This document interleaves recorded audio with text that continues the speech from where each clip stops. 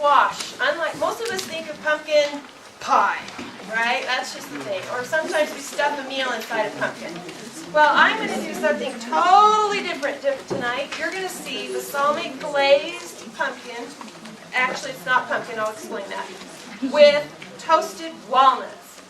All right, so I'm going to get you started first by let's heating up a little bit of oil. And it's working great. So we'll let that heat up in the pan. And then after this gets a little hot, we're going to put in some whole cumin seed. Have you ever cooked with cumin seed? Anybody? No. Oh, man. You know, this was my first experience with whole cumin seed, and it is good stuff. Now, this dish is a little on the spicy side. Does this tell you that maybe we're heading down the spicy road? You put a whole red chili pepper in there. You let it start darkening and turning another color, but I don't necessarily wait that long because I'm a little impatient. So we go ahead and just let that start getting the flavors. Then, after the cumin seed has started to sizzle a little, what we're going to add next is the sliced up squash. Now, I looked all over, well, I won't, that's maybe a lie. I went to 2 different stores in Pocatello to try to find pie pumpkin. That's what you would want to use if you were cooking this dish. It's sweeter. It has a better texture for cooking with. Have any of you worked with pie pumpkin before? Compared to a jack-o'-lantern. All right, the pie pumpkin is what you'd want. Well, I couldn't find it. So I substituted the next logical thing, which is butternut squash. It has the same type of nutrient profile. It cooks up the same. What we're doing at this stage is we're just starting to saute it, letting it get a little bit brown. And in the interest of time, I pre-cooked this a little bit before we started this evening because this does take a good 15, 20 minutes before it's all the way done. So I wanted to kind of speed that process up a little for you. Now, you want to add a little bit of salt. Pardon? Did you microwave it? No. Oh no, I sauteed it. Okay. I sauteed it. Yeah. So this part can have a little more oil than the other one that I made ahead, but not a whole lot. Now I added. Here we have a little camera. Oh, that didn't help matters, did it? A little bit of salt. And this is one of those ones you add. The recipe calls to taste. You can do whatever you want. When it comes to salt, maybe less is best with some of our blood pressure, that type of thing. So being a little careful. Now while this is cooking up a little bit, I want to ask you a quick question. Take a guess without looking at your handouts, because that would be totally cheating. How many pounds of pumpkin do we grow in America for processing? Guess high. Okay, somebody throw a pound. What? 5 million. 5 million? That's a good. Is that my mother that said that? Thank you, Mom. No, actually, you're wrong.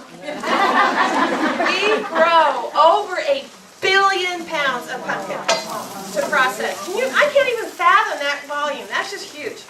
Most of the pumpkin that is grown in this country for processing is grown in Illinois. So the stuff that I got in your handouts, I got off of an Illinois extension site, and that's all it's devoted to is pumpkins. And once I figured out of like 90% of the processing pumpkin coming from their state, I can see why they took that so seriously, like we do in our potatoes.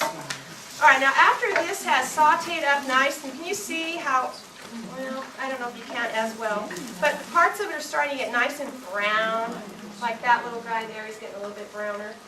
Okay, you kind of want to look for that. Then we're going to make this just a wee bit more spicy. We're adding red pepper flakes. Now, I decided only half that amount. The recipe calls for a teaspoon, but to 3 cups of squash, that's a lot of spice. And when we tried this in the office, we about needed a fire extinguisher for our So I said, we'll do a half a teaspoon. It's still going to be spicy. That is completely up to your family's discretion. All right, these are some walnuts. I'm sorry if we have any nut allergies. Do not touch this dish, okay? And then the best part of all, the balsamic vinegar. Now we'll add that, and this thing flares, and then it makes me sneeze a little because of the vinegar part of it. Oh, listen to that saute. Woo! Can you smell it? All right. Now, because this is a less expensive version of balsamic vinegar, it's really not the true thing. I really don't think we can afford to purchase the actual true balsamic. That's the stuff that the minimum aging time is 12 years. And then they have a batch that'll age for 18, and then there's some that they'll age for 25 years. So can you imagine how much money something like this would run? Well over $100 for a bottle like that. So what we purchased is just some regular stuff you can get at the store. It works fine, but it does start with a red wine vinegar base. So it's not the true balsamic. Now after a few minutes of sauteing this, what happens is it just glazes up and it just gets really pretty. Nice and pretty. And then I like nuts. And so it tastes so good with the nuts and the balsamic vinegar. So when you're done serving it or preparing it, you're going to want to serve it with some kind of pretty garnish on a plate or however you want to serve it for your family.